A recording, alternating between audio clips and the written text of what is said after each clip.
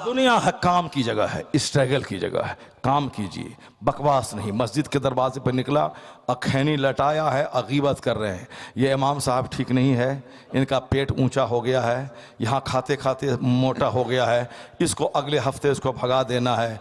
ये एक बूढ़ा बेचारा जवानी में ताड़ी शराब पीता था, बुढ़ापे में मस्जिद में आ गया है, तो कम से कम सच्ची तौबा करके दिन रात रोए के रोते रोते तमाम गुनाहों का दाग धुल जाए।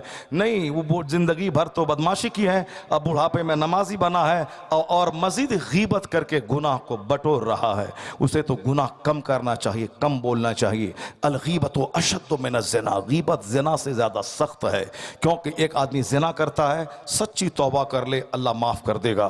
ख़ता हो गई, मुझसे जुर्म साबित हो गया, ए अल्लाह माफ़ कर दे, अब मैं नहीं करूँगा, अल्लाह माफ़ कर देगा। लेकिन गीबत जिसने किसी मुसलमान की बुराई बयान की, इमाम साहब हुजरे में हैं, वहाँ बाहर दरवाजे पे गीबत हो रही है, अब वो गीबत वाले को माफ़ नहीं किया जाएगा जब तक कि वह इमाम साहब से माफ़ी ना मांग ले, जब तक ये उसको माफ़ ना कर दे। जिसकी भी गीबत करी हो, इमाम की हो, मुक्तदी की, जिसकी गीबत की, जब तक वो माफ़ नहीं करे उस वक़्त तक अल्लाह माफ़ नहीं करेगा। इसलिए मस्जिदों में बैठ के गीबत ना किए जाएँ, खानकाहों में बैठ के गीबत ना किए जाएँ, बल्कि जितनी देर में गीबत होगी, ये मौलवी ऐसा, वो मौलवी ऐसा, ये मौलाना ऐसा, उतनी देर में 100 बार दुरूद पढ़ लें, हजारों नेकियां नामे अमाल में लिख के चली जाए। सुभान अल्लाह। बहुत मैंने कहा कि हमारे मौलवी भाई लोग भी गुटखा खाने में बहुत मशहूर हैं, गुटखा खाया फाया, गुटखा खाया फेंका। मैं कहता हूँ क्यों खाते हैं गुटखा? मैं गुटखा नहीं खाता हूँ, मगर उसके बावजूद 4-4 घंटे तकरीर करता हूँ, आवाज़ में कोई फ़र्क नहीं पड़ता है।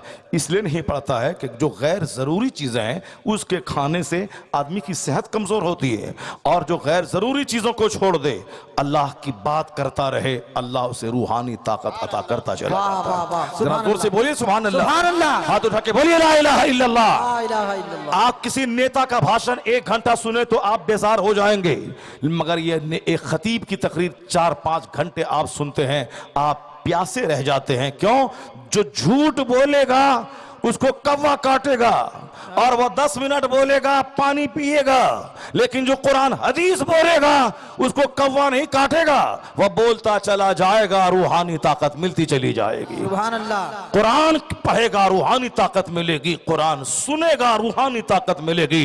डॉक्टर लेविल पाविल कहते हैं, the Quran word to word is the resource of energy. Quran हर्फ बहर्फ ताकत देने का एक माध्यम है, जो रीडर और लिसनर, जो पढ़ने वाले सुनने वाले दोनों को ताकत देता रहता है। इसलिए 1 महीना रमजान में पूरा कुरान सुनना है, और साल के 11 महीने तक उसी रूहानी ताकत की रोशनी में काम चलाते रहना है। ये है मजहब इस्लाम, जिसका एक काम लाजवाब है, हर चीज लाजवाब है। ये चादर बेचने वाला रजा से मुकाबला करने चला है, नहीं, रजा का बेटा भी फूल नहीं बेचता है, रजा का बेटा फतवे का जवाब लिखता है, रजा का बेटा किताब पढ़ाता है, रजा का बेटा मुफ्तियों के दरमियान में रहता है। जो झूठा रहेगा, जाहिल रहेगा, वही चादर बेचेगा, और जो पढ़ा लिखा आलिम रहेगा वह दरसगाहों में बैठकर दरसे बुखारी देगा। वह कोई दूसरा पीर हो, जब भी देखो सिगरेट पिएगा, जब वो कोई महाराष्ट्र का जाहिल पीर होगा, जब भी देखो सिगरेट झाड़ रहा है, चरस पी रहा है, अफीम पी रहा, और जाहिल 2-4-5 मेरा बाबा पहुंचा हुआ है, खाता यहाँ है, पेशाब पखाना यहाँ करता है, और नमाज पढ़ने की बारी आई तो काबा में नमाज पढ़ रहा है।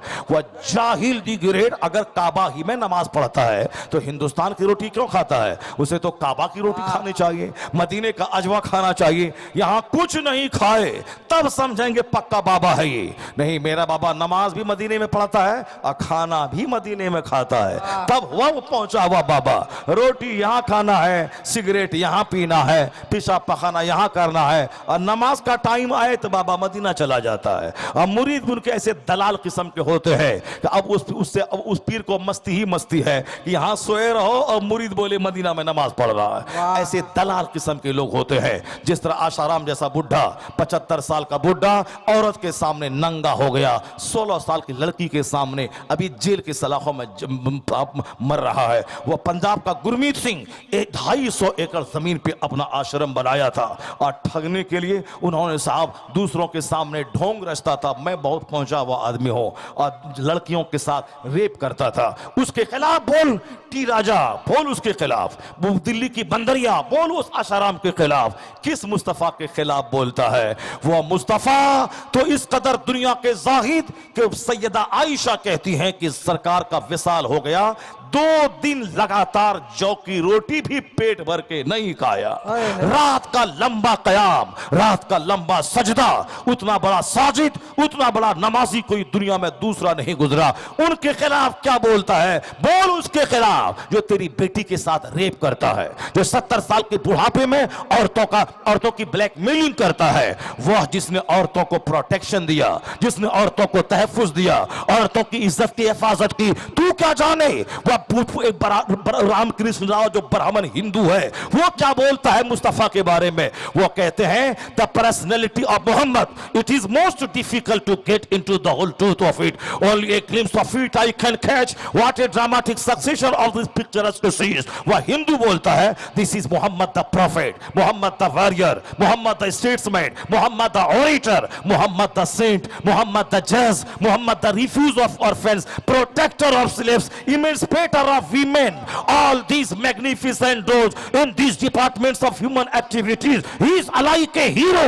ये हिंदू ब्राह्मण मैसूर यूनिवर्सिटी का प्रोफेसर कहता है मुस्तफा को पहचानना आसान नहीं है, उनकी शख्सियत की तह में उतरना मुश्किल है। मैं एक चैप्टर पढ़ता हूं, खत्म नहीं होने पाता, उनकी क्वालिटीज का दूसरा चैप्टर सामने आ जाता है, मैं उसको पढ़ने में लग जाता हूं, खत्म नहीं होता, उनके औसाफ का चौथा बाब सामने आ जाता है। वह कहती है मुस्तफा है, जज है मुस्तफा, मुअल्लिम है मुस्तफा, ताजिर है मुस्तफा, मुअल्लिम है मुस्तफा, औरतों की आबरू के मुहाफिज है मुस्तफा, यतीमों की पनाहगाह है मुस्तफा, बेवाओं के रक्षक है मुस्तफा, इंसान को गुलामी की जंजीर से आजादी दिलाने वाले हैं मुस्तफा, औरतों को सम्मान देने वाले मुस्तफा, विधवाओं को इज्जत देने वाले मुस्तफा। वो कहते हैं all these magnificent roles in these departments of human activities he is like a hero. वह हिंदू ब्राह्मण बोलता है इंसानी जीवन के हर क्षेत्र में जो उनका योगदान रहा है, जो उनका मार्गदर्शन रहा है, जो उनका गाइडेंस रहा है, उसको देखकर बोला जा सकता है इस पृथ्वी का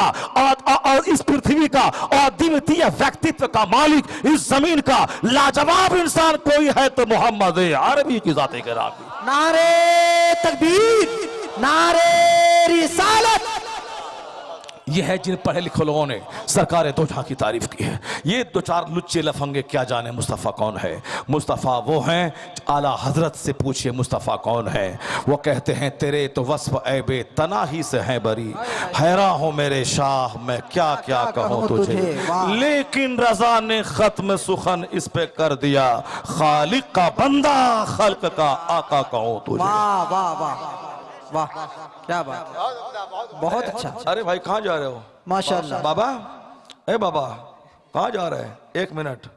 अच्छा चलिए जाइए, आप कमज़ोर हैं, वरना यहाँ हमारे उलमा कराम भी 5 घंटे से बैठे हुए हैं, इनको 1 नंबर नहीं लगा है। कैसे लगेगा? हम जिसकी नज़र किताब पे रहती है, जिसकी नज़र ज़िक्र दुरूद पे रहती है, उसको 1 नंबर कम लगता है।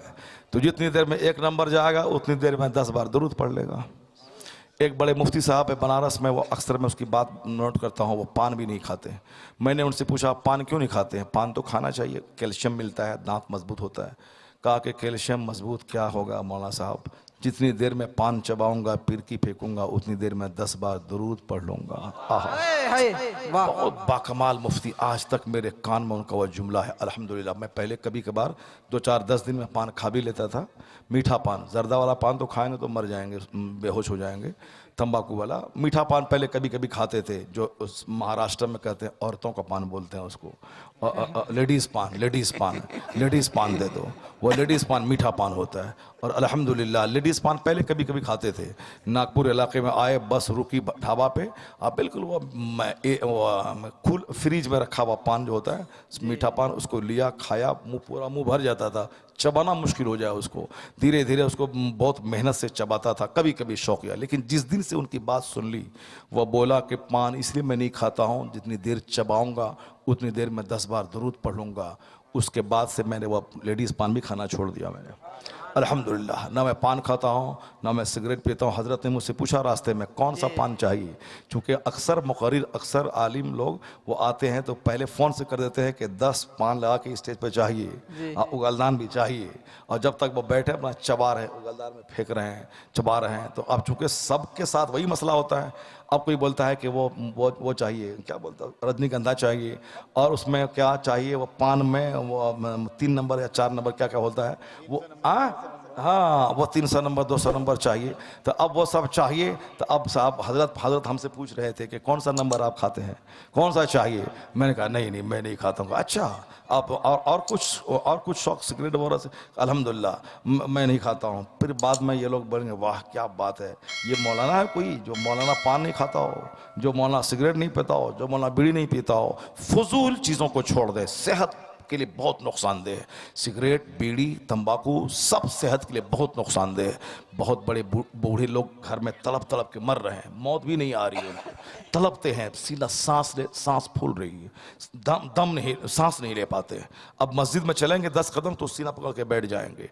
बेशुमार लोग हैं खांसते रहते हैं, बेशुमार लोग हैं कपड़े में पेशाब होता रहता है, बेशुमार लोग हैं 4 दिन से कब्ज़ है, लेटिन नहीं होता है। ये सारा तमाशा है गलत तरीके से जीने की वजह से।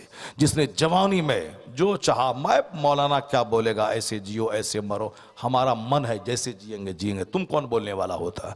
यही मस्ती, जैसा चाहे जिए, जब चाहे रात भर 3-3 बजे तक फिल्में देखना, 3-3 बजे तक गाने सुनना, और 3 बजे के बाद जब नींद का गलबा हुआ जूता पहने ही सो जाना, लटक जाना, और उसके बाद फिर दिन के 10-11 बजे उठना, ब्रश लेके जाना। अब इसमें और एक काफिर में कोई फ़र्क ही नहीं लग रहा है। मोमिन इशा पढ़ के फ़ौरन सो जाता है, फजर की नमाज से पहले जाग जाता है, फजर से पहले अल्लाह का फरिश्ता आसमान से रोज़ी लेके आता है। इसलिए बुजुर्गों ने कहा है कि देख मुर्ग रात भर चुप रहता है, मगर फजर की नमाज से पहले फरिश्तों को आता हुआ देखता है तो मुर्ग बांग देने लगता है। मुर्ग का बांग क्या है? वह सुभान अल्लाह, अल्हम्दुलिल्लाह, अल्लाह अकबर, ला इलाहा इल्लल्लाह, ये मुर्ग बांग देते हैं। और कुत्ता रात भर हुल्लड़बाजी करता है, इधर गया उधर घुसा, उस गली में निकला, एक कुत्ता आगे गया 10 कुत्ता पीछे चला गया, हुल्लड़बाजी करता है। और जब रात का आखिरी पहर आता है, यानी अजान का टाइम होने लगा, फरिश्ते आने लगे, जिस तरह कुत्ता अजान सुनने के बाद रोने लगता है, उसी तरह फरिश्तों की आमद को देखकर कुत्ता सड़क के बीच में ही सो जाता है, राख पे सो जाता है, नाली के किनारे सो जाता है। बुजुर्गों ने कहा कि ए नौजवान, देख ले कि तेरा अमल, तेरा काम कुत्तों से मेल खाता है या तेरा काम मुर्ग से मेल खाता है। अगर तेरा काम मुर्ग से मेल खाता है तो तू धन्य है, तू मुबारकबादी के मुस्तहिक है।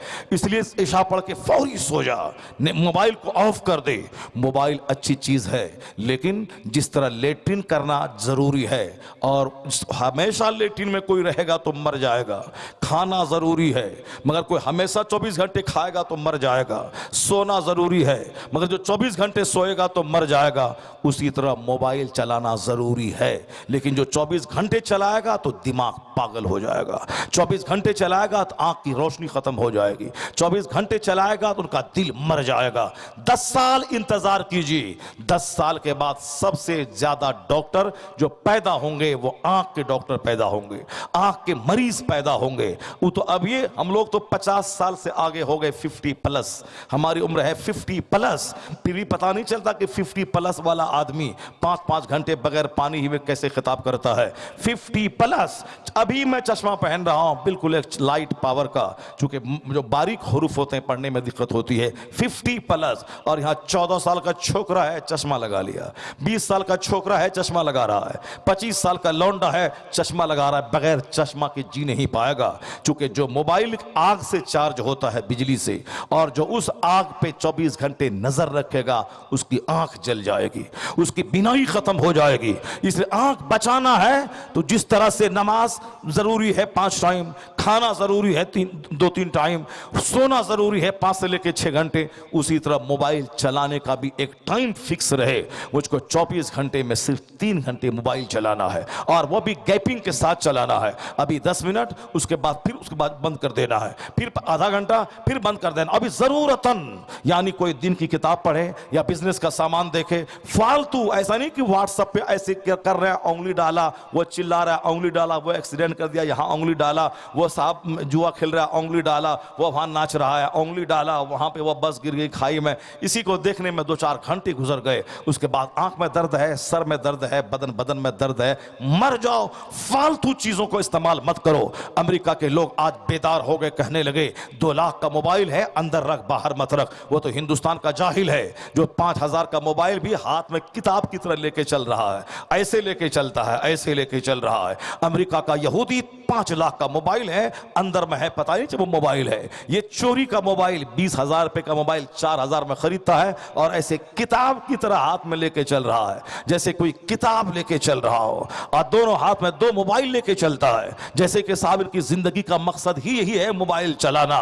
2 लाख का मोबाइल अंदर है, ये 2000 का मोबाइल किताब की तरह लेके रेहल की तरह हाथ में सजा के चल रहा है। अब पागल हो जाएगा, गुटखा खाते और मोबाइल चलाते चलाते दिमाग खराब होगा, पागलों की तादाद में इजाफा हो जाएगा। इसलिए अक्लमंदी का तकाजा यही है कि जरूरतन मोबाइल इस्तेमाल करे, जरूरतन खाए, जरूरतन सोए, जरूरतन मोबाइल का इस्तेमाल करे और फिर ज्यादातर नेक लोगों की सोहबत में रहे, ज्यादातर जबान पे अल्लाह का जिक्र जारी रखे। 90 साल का बूढ़ा जो बचपन से कुरान पे निगाह तो दौड़ाए, अपने माँ बाप का चेहरा मोहब्बत से देखे, बगैर चश्मा की मदद के 90 साल की उम्र में वह कुरान भी पढ़ेगा, वह तहरीर भी करेगा। मुफ्ती आजम हिंद 91 साल की उम्र में, जो 4 साल की उम्र से ही नमाजी थे, 91 साल की उम्र में लोग हाथ पकड़ के खड़ा करते, लेकिन जब खड़ा हो जाते 18 साल के जवान की तरह घंटों घंटों नमाज पढ़ते रहते। नमाज खत्म होती फिर तबई तकाजे के तहत, यानी जो 90 ईयर्स में होता है उस तकाजे के तहत आपको बैठाया जाता था, लेटाया जाता था। लेकिन नमाज के लिए खड़े हुए अब 1 घंटे तक अपने से उठ रहे हैं, रुकू कर रहे हैं, सजदा कर रहे हैं, और अब लगता है 18 साल का जवान कोई नमाज पढ़ रहा है। जो बचपन से नमाज पढ़ेगा, बचपन से तिलावत करेगा, इज्जत भी मिलेगी, सेहत भी मिलेगी, तंदुरुस्ती भी मिलेगी। कोई योगा करने की जरूरत नहीं है। मैं बोलूं तो लोग बोलेंगे मौलाना बोल रहा है। मुरली मनोहर जोशी भाजपा का कैडर लीडर, वह कानपुर के एक योगा के शिविर में कभी भाषण दिया था 5 साल पहले। वह बोला था हिंदुस्तान बीमारों का मुल्क कहलाएगा, और यहां घर घर में बीमारी होगी तो बीमारों का मुल्क, घर घर में डॉक्टर पैदा होंगे तो बीमारों का मुल्क कहलाएगा। तो अब बीमारी को कम करने के लिए दवाइयों का इस्तेमाल मत कीजिए, दवाई का इस्तेमाल कम कीजिए, वरना दवाई खाएंगे शुगर की, बीपी हाई हो जाएगी, दवाई खाएंगे बीपी की, हार्ट की डिजीज हो जाएगी, दवाई खाएंगे हार्ट के लिए ब्रेन हेमरेज का खतरा बढ़ जाएगा, दवाई का साइड इफेक्ट होता है। मुरली मनोहर जोशी जो भाजपा का कैडर लीडर है, मैंने उसके स्टेटमेंट को दूसरे दिन कानपुर रेलवे स्टेशन पर मैंने किताब में मैंने अखबार में मैंने पढ़ा। मनोहर जोशी भाजपा का लीडर, इस्लाम का दुश्मन, इस्लाम के खिलाफ बातें करने वाला, लेकिन सच्ची बात कर गया। वह बोलता है योगा वक्त की जरूरत है, प्रधानमंत्री से लेकर चपरासी तक योगा करे, और कहते हैं योगा फिट रहने के लिए जरूरी है। योगा है क्या? योगा हाथ उठाना, हाथ नीचे करना, आंख बंद करना, सांस को रोकना, फिर सांस तेज तेज छोड़ना, जिस तरह से रामदेव जी सिखाते हैं। वो कहते हैं रामदेव का योगा का तरीका अलग है, दिल्ली के मास्टर के योगा का तरीका अलग है। मनोहर जोशी कहते हैं कि मैंने जब नमाज के सिस्टम को देखा कि अब बंदा खड़ा रहता है, फिर रुकू में जाता है, फिर खड़ा होता है, फिर सजदे में जाता है, फिर बैठता है, फिर सजदे में जाता है, एक दिन में 5 बार, और हर नमाज में कई बार स्टैंडिंग पोजीशन है, रिक्लाइनिंग पोजीशन है, प्रोस्टेशन पोजीशन है, यानी स्टैंडिंग में निगाहें कंसंट्रेट रहती हैं सजदे की जगह पे, हालत रुकू में निगाह कंसंट्रेट रहती है वह पांव पे, और हालत सजदा में निगाह मरकूज रहती है नाक पे, सलाम करते वक्त निगाह मरकूज रहती है कांधे पे। वो कहते हैं इनका स्टैंडिंग पोजीशन, इनकी सिटिंग पोजीशन, इनकी रिक्लाइनिंग पोजीशन जब मैं गौर करता हूं तो मुरली मनोहर जोशी बोल उठा, भाजपा का कैडर। वह बोला नमाज से बढ़कर कोई योगा नहीं, और नमाज देने वाले मुस्तफा से बढ़कर कोई डॉक्टर नहीं, कोई तबीब नहीं। नारे तकबीर, नारे रिसालत। इसलिए ए मुसलमान, अपने घर में दीन का चर्चा कर, अपने घर में इस्लाम की बातें बोल, वरना तेरा बेटा जोकर हो जाएगा। तेरा बेटा काफिरों की बेटी के साथ भाग करके काफिर बन के जहन्नमी बन जाएगा। तेरा बेटा काफिरों की तरह जीन्स और टी शर्ट पहनेगा। तेरा बेटा फटा हुआ जीन्स पहन के काफिरों का गुलाम बन जाएगा। तेरे अपने बेटे को सिखा के बाल कैसे रखना है, अपने बेटे को बता के कपड़ा कैसे पहनना है, अपनी बेटियों को बता के निकाब कैसे पहनना है। अगर घर में इस्लाम का चर्चा नहीं हुआ, जिस तरह आजमगढ़ में मुसलमान की बेटी काफिर के साथ चली गई, जिस तरह बरेली इलाके में एक खूबसूरत मुसलमान की बेटी काफिर के साथ उन्होंने माला पहना कर उनके साथ भाग गई, इस तरह तेरी सारी बेटियां उजड़ जाएंगी, तेरे सारे बेटे उजड़ जाएंगे और तुम मकान बना के कोई बहुत बड़ा कारनामा अंजाम नहीं देगा। बेटा ही उजड़ जाएगा तो मकान बना के क्या करेगा। मकान बना के देना जरूरी नहीं है, बेटे को दीन सिखाना जरूरी है, बेटे की घुट्टी में इस्लाम पिलाना जरूरी है। इस कदर इस्लाम पिला दे ताकि तेरी बेटी को अगर कोई काफिर प्रपोज करे कि मैं 5 लाख महीना कमाता हूं, मेरे साथ शादी कर ले, तू रानी बन के रहेगी, वो बोले मैं तेरे चेहरे पे थूक दूंगी मगर ईमान का सौदा मैं नहीं करूंगी, मैं कुंवारी रह जाऊंगी मगर किसी काफिर के साथ मैं शादी नहीं करूंगी। क्योंकि मैं दुनिया में 100 साल ही रहना है, 100 साल 1 सेकंड है और जहां खरबों साल रहना है, असल इज्जत वहां की, असल राहत वहां की। इसलिए अपने घर में पॉलिटिक्स और राजनीति के बजाय आखिरत का चर्चा करना होगा, अपने घर में क़यामत का चर्चा करना होगा, अपने घर में सैयदा फातिमा ज़हरा का चर्चा करना होगा, अपने घर में मौला अली की सादगी का चर्चा करना होगा, अपने घर में इन बुजुर्गों का चर्चा करना होगा। इन बुजुर्गों के आस्थाने पे आके सिर्फ पैसा कौड़ी नहीं मांगना होगा, बेटा बेटी नहीं मांगना होगा, इनकी जिंदगी की सादगी को अपने बच्चों के सामने बयान करना होगा। पैदा हुए थे कहां, आके बस गए कहां, इन्होंने जमीन नहीं खरीदी, मकान नहीं बनाया, सिर्फ दीन का काम किया, तो पैसे वाले मरकर मिट्टी में मिल गए, उनकी कब्र पे छिपकलियां उड़ रही है। मगर ये देख जिसने दीन का काम किया है, उनकी कब्र पे गुलाब चढ़ रहे हैं, उनकी कब्र पे चादरें चढ़ रही हैं, उनका नाम करोड़ों जबान पे जारी है, जिंदाबाद के नारे लग रहे हैं। कुदरत का कानून है, जो बंदा खाने पीने की मस्ती में रहता है, जो अपनी औलाद से ही सब मोहब्बत करता है, घर मकान दुकान गाड़ी करता रहता है, उनका अपना बच्चा भूल जाता है या सऊदी अरब कमाने जाता है ताकि बच्चों को मैं एक मकान बना के दे दूं। मरने के बाद उनका बच्चा मकान बांटने में लगता है, उनकी कब्र पे हाजिरी नहीं देता, यह कटसी निभाने के लिए मदरसे से बच्चों को बुला करके कुरान खानी करवा देता है, लेकिन वो खुद ही बाप की कब्र पे जाके कुरान पढ़ के नहीं उनकी रूह को सवाब बख्शता है, जो कुरान पढ़ना नहीं जानता। इसलिए जिस बच्चे को करोड़ों की जमीन दी, वह बच्चा अपने बाप को भूल जाता है। लेकिन एक आदमी 1.5 लाख खर्च करके हिंदुस्तान से बगदाद मुअल्ला जाता है, गौस पाक के मजार पे हाजिरी देता है, सलाम करता है, आस्ताने की खाक को आंखों का सुरमा लगाता है। गौसे आजम इनका दादा नहीं है, गौसे आजम इनका नाना नहीं है, पर हिंदुस्तान के लाखों लोग बगदाद जाते हैं। हर साल बगदाद मुअल्ला में लाखों ज़ायरीन की हाजिरी हो रही है, 1.5 लाख रुपए खर्च करके जाते हैं। महाराष्ट्र के लोग 10,000 खर्च करके अजमेर जाते हैं, गरीब नवाज के आस्थाने पे वहां जाके 2-4 दिन गुजारते हैं, सलाम करते हैं, चादरें चढ़ाते हैं। अपने बाप की कब्र है घर के बगल में, कोई नहीं जाता। जिस बाप ने 50 लाख का मकान दिया, उस कब्र पे कोई सलाम करने नहीं जाता है। जिस परदादा ने 100 बीघा जमीन छोड़ी थी, उस परदादा की कब्र कहां है पोता को मालूम नहीं है, मगर 800 साल पहले गरीब नवाज की कब्र कहां है ये इसको मालूम है, उनकी तारीख विसाल मालूम है। गौर करें, आप पता चलेगा। आला हजरत 104 साल हो गए उनके विसाल के। पहले उर्स में 500 से 1000 आदमी थे, उसके बाद 2000 लोग आए, फिर 10,000 आदमी आए, और आज की तारीख में 25 से लेकर 30 लाख लोग बरेली शरीफ में हाजिरी देते हैं। वक्त गुजरता जा रहा है, ज़ायरीन की तादाद बढ़ती चली जा रही है। जिस परदादा ने 100 बीघा जमीन दी, पोता को मालूम नहीं कब्र कहां है, मगर जिस अहमद रजा की कब्र बरेली में है, उनकी तारीख विसाल सबको मालूम है। पता चला जो अपने लिए सिर्फ जीता है, अपने बाल बच्चों के लिए जीता है, वो सऊदी अरब में ऊंट भी चराता है तो बच्चों के लिए मकान बना के दे देंगे। वो 8 घंटे पढ़ करके नौकरी लेकर के 5 घंटे सर्विस करता है, इसीलिए ताकि मैं बच्चों को मकान बना के दे दूं, गाड़ी खरीद के दे दूं, और बच्चों को MBBS डॉक्टर बना दूं, इंजीनियर बना दूं। यानी जिसकी सारी मेहनतें बच्चों तक महदूद रहती है, मकान तक महदूद रहती है, खाने पीने तक महदूद रहती है, अपना कपड़ा पहनने तक महदूद रहती है, उनके बाल बच्चे बहुत दिनों तक उनको याद नहीं रख पाते। उनके बाल बच्चों तक अपने आप को समेट के रखने वाला बाल बच्चों की निगाहों में गिर जाता है। बाप की कब्र में बिच्छू है कि चूंटी है, बच्चों को फिक्र नहीं। तीजा 40वां में झूठ बोलने वाले दारोगा को बुलाता है, तीजा 40वां में नेता को बुलाता है, वह मौका है गरीबों के खिलाने का, उसमें वह नेताओं को बुलाता है ताकि वक्त पे काम पड़े तो वो नेता काम आए।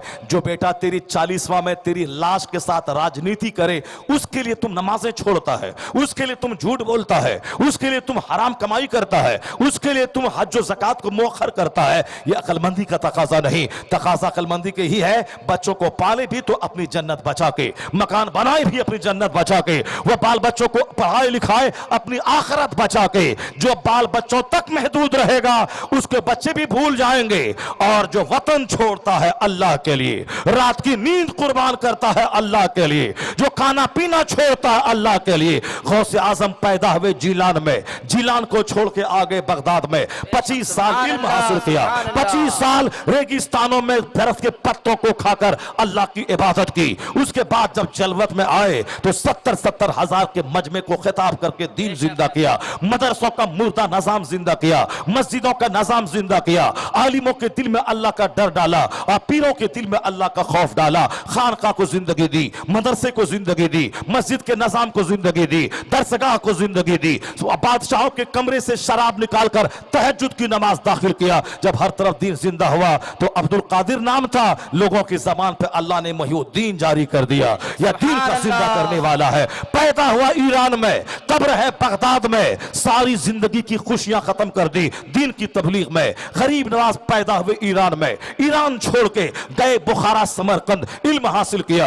उसके बाद 20 साल तक उन्होंने अपने पीरो मुर्शिद का झोला ढोया, बिस्तर ढोया, फिर हिंदुस्तान की सरजमीन अजमेर को अपना मरकज बनाया, इस्लाम की तबलीग की। 97 साल मोइनुद्दीन चिश्ती 90 लाख काफिरों के सीने में ईमान का नूर अता किया। जमीन नहीं खरीदी, मकान नहीं बनाया, एक दरख्त के साए में बैठकर जिंदगी गुजार दी। वतन छोड़ा अल्लाह के लिए, रात की नींद कुर्बान की अल्लाह के लिए, तो अल्लाह ने इनाम क्या दिया? मोइनुद्दीन तू अकेला नहीं रहेगा, तू कब्र में नहीं रहेगा, तेरा करोड़ों फॉलोअर्स होंगे, करोड़ों लोग तेरे तेरी कब्र पे हाजिरी देंगे। और जब तक हिंदुस्तान में इस्लाम रहेगा मोइनुद्दीन तेरे आस्थाने की चमक बाकी रहेगी। उनके आस्थाने पे करोड़ों दीवाने मेरी तरह हाजिरी देते हैं। बाप की कब्र पे बेटा नहीं जाता, मगर गरीब नवाज की कब्र पे करोड़ों दीवाने जा रहे हैं, इसलिए कि बाप अपने बेटे तक लिमिटेड रहता है। और जो मजहब के लिए जीता है, मजहब के लिए मरता है, अल्लाह उसको मरने नहीं देता, उसको जमीन से उठा के शोहरत के आसमान पे पहुंचा देता है। सर महबूब पैदा हुए बदायूं में, उनकी कब्र है दिल्ली में। कुतुबुद्दीन बख्तियार काकी पैदा हुए इराक के इलाके में, उनकी कब्र है दिल्ली में। मखदूम अलाउल पंडवी पैदा हुए लाहौर में, उनकी कब्र है बंगाल में। मखदूम अशरफ जहांगीर सिमनानी पैदा हुए ईरान में, उनकी कब्र अनवर है हिंदुस्तान के फैजाबाद रसूलपुर इलाके में। सारे अल्लाह के वली, कोई पैदा हुए ईरान में, कोई पैदा हुए फिलिस्तीन में, कोई पैदा हुए मुल्क शाम में, वह सब अपना वतन छोड़ दिया। वतन छोड़ा अल्लाह के लिए, नींद कुर्बान की अल्लाह के लिए, जिंदगी भर अच्छा खाना नहीं खाया अल्लाह के लिए। तो जिस अल्लाह के लिए ख्वाहिशात को कुर्बान किया, जिस अल्लाह के लिए मकानात की तामीर की ख्वाहिश कुर्बान की, जिस अल्लाह के लिए अच्छा खाने पीने की ख्वाहिश कुर्बान की, तो अल्लाह ने उसे बगदाद से उठाकर, अजमेर से उठाकर, बरेली से उठाकर, किचोचा से उठाकर, बंगाल से उठाकर वो इज्जतें दे दी। किसी के पास अपना बेटा नहीं था, मखदूम अशरफ जहांगीर के पास अपना बेटा नहीं था, लेकिन आज करोड़ों रूहानी बेटा उनकी कब्र पे हाजिरी दे रहा है, चादरें चला रहा है। जिसके पास अपना बेटा है वो बाप की कब्र पे नहीं जाता, जिसके पास कोई बेटा नहीं था लाखों बेटा जा रहा है। इज्जत देने वाला अल्लाह है, इज्जत देने वाला अल्लाह है, लोगों के दिल में मोहब्बत डालने वाला अल्लाह है। जो सिर्फ अपने लिए जिएगा वह समाज में मुमकिन है रुस्वा जलील और गुमनाम हो जाए, और जो रब के लिए जीता है अल्लाह उसे शोहरतें तमाम नवाजता है, शोहरतें तमाम से नवाजता है। उनके करोड़ों रूहानी बेटे होते हैं जो उनकी कब्रों पे हाजिरी देते हैं। फतेह मोहम्मद साहब अगर यह जोधपुर में रह गए होते, वही रहते, मकान बनाते, गाड़ी खरीदते, हाथी घोड़ा जमा करते, आज ये लाखों आदमी इनकी कब्र पे हाजिरी नहीं देता। मकान रहता, जमीन रहती, उनके बाल बच्चे रहते, मगर अपना वतन छोड़ा गौसे आजम के तरीके पे अमल करते हुए, गरीब नवाज के तरीके पे अमल करते हुए, महबूब इलाही के तरीके पे अमल करते हुए पैदा हुए। कहा और कहा महाराष्ट्र के देहात में आ गए। हर मौलवी चाहता है मैं शहर में रहो ज्यादा पैसा कमाओ, महानगर में रहो ज्यादा पैसा कमाओ, शहर में पैसे है। इस देहात में आकर उन्होंने गांव गांव घूमकर लोगों से मुलाकात करके अपना भूखा प्यासा रहकर जो दीन का काम किया है, कलमा पढ़ाया है, नमाज सिखाया है, दुरूद सिखाया है, उसका इनाम क्या मिला? इनाम यही मिला है कि आज इनकी कब्र पे करोड़ों रूहानी बेटा हाजिरी दे रहा है, यहां सलाम पेश कर रहा है, गुलाब चढ़ा रहा है, चादरें चढ़ रही है। पता चला जो अपने लिए जीता है उसका अपना भी भूल जाता है, और जो रब के लिए जीता है रब लाखों के दिल में उसकी मोहब्बत अता कर दे। सुभान अल्लाह, नारे तकबीर, नारे रिसालत, नारे रिसालत, माशाअल्लाह, बहुत खूब, वाह वाह। लगभग 2 घंटे की तकरीर हमारी हो गई। जी, जी। अभी तकरीर हमारी बिल्कुल इनकम्प्लीट है। अगले साल आएंगे और 3 घंटे की तकरीर सुनाएंगे इंशाअल्लाह। बोले इंशाअल्लाह। आप बुलाएंगे ना हमको, और आधा घंटा और हम बोल सकते हैं, मगर मेरी फ्लाइट छूट जाएगी 2 बजे से पहले पहले हर हाल में। अभी खाना भी है, थोड़ा सा खाना भी नहीं खाएं, चाय भी नहीं पिलाए, जल्दी जल्दी जल्दी जल्दी जल्दी जल्दी जल्दी जल्दी। बेचारा 5 घंटा कार में बैठा है, सिर्फ एक चाय पिया, वो तो नाश्ता खिलवा दिया हजरत ने, तो थोड़ा कम से कम कुछ दम है। जल्दी जल्दी जल्दी चाय भी नहीं पिलाया, कुछ नहीं किया। तो हमारा जैसा दीवाना कोई दूसरा मुकर्री रहता तो सिर्फ 1 घंटा बोल के वमा अलना बोल देता, मगर ये दीवाना है जो इस जल्दी जल्दी महाराष्ट्र में भी 2 घंटे बोल दिया। सुभान माशाअल्लाह। फिर भी हमारा पेट नहीं भरा है। मौला अली वाली बात बाकी रह गई है, और भी बहुत सारी बात बाकी रह गई है, मगर अभी नहीं सुनाएंगे, अगले साल बुलाएंगे तब सुनाएंगे। बोले सुभान अल्लाह। इंशाअल्लाह, इंशाअल्लाह। क्या हजरत अगले साल बुलाएंगे ना? इंशाअल्लाह। कहाँ गए हमारे पहलवान साहब? कहाँ गए? उधर क्यों चले गए? अल्लामा अब्दुल गनी साहब उधर क्यों चले गए? अरे अब वो समझ गए कि मौलाना साहब 3 घंटा नहीं छोड़ेंगे, इसीलिए आराम कर रहे हैं वो। माशाअल्लाह, हैं माशाअल्लाह। अल्लामा अब्दुल गनी साहब के बिला माशाअल्लाह, सुभान अल्लाह। मैंने आपको जो तकरीर में मकसद हयात मैंने बताया, अल्लाह के नेक बंदे कैसे जीते हैं उनको मैंने बताया है। इस वक्त हिंदुस्तान में हमारी क्या सोच बन रही है उसको मैंने बताया है, और सच्चाई क्या है उसको मैंने बताया है। बस आखिर में आप ये जान लें कि मेरा खुदा इतना बड़ा है कि हुकूमत देता भी है और छीनता भी है। नमरूद को हुकूमत दी, जब गलत कदम उठाया तो मामूली मच्छर से बर्बाद कर दिया। फिरौन को 400 साल की लंबी उम्र दी, जब वो बिगड़ा तो पानी में डुबा के तड़पा तड़पा के मार दिया।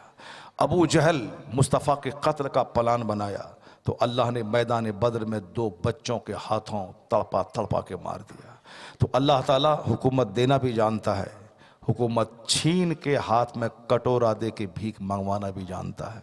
इसलिए आप अपने रब से रिश्ता जोड़े रखें, मुतमईन रहें कि मेरा खुदा जिसने नमरूद को नहीं छोड़ा वो आज के नमरूद को भी नहीं छोड़ेगा, आज के फिरौन को भी नहीं छोड़ेगा, आज के अबू जहल को भी नहीं छोड़ेगा।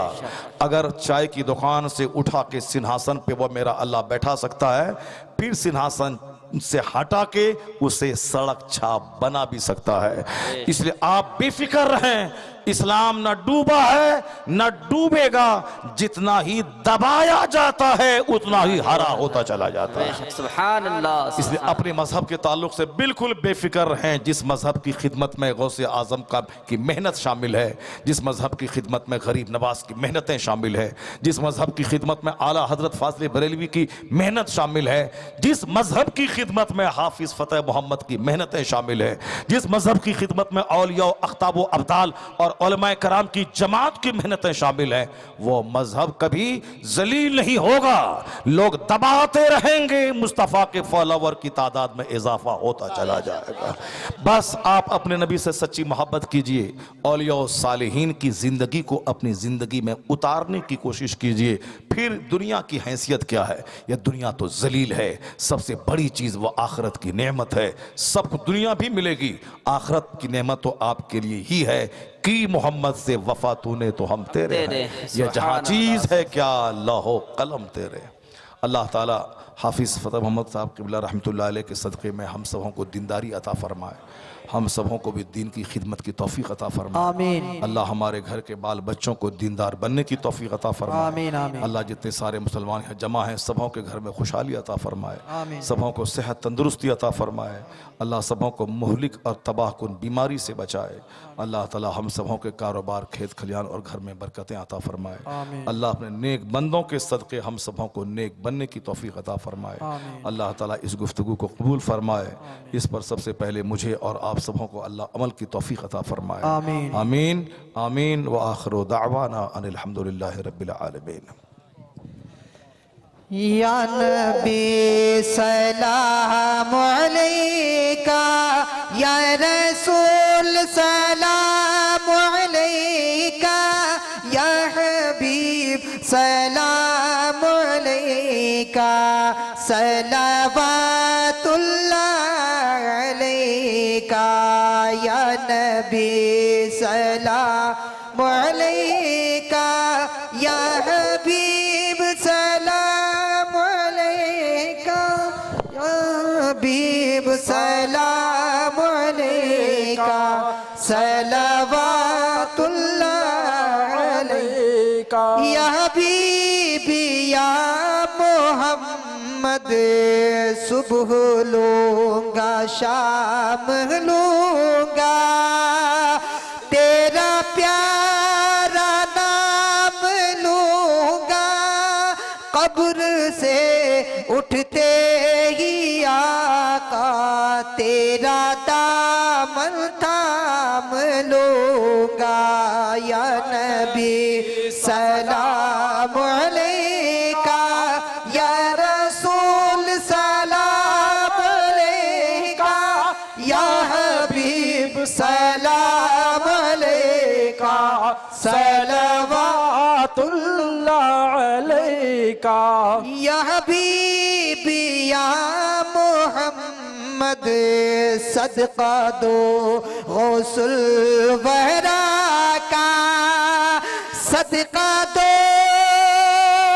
ख्वाजा पिया का, सदका दो कुल औलिया का, इल्म दो अहमद रजा का। या नबी सलाम अलैका, या रसूल सलाम अलैका, या हबीब सलाम अलैका, सलावतुल्लाह अलैका। सलाम अलैका या रसूल अल्लाह, सलाम अलैका या हबीब अल्लाह, सहाबिक या सय्यदी या नूरुल्लाह।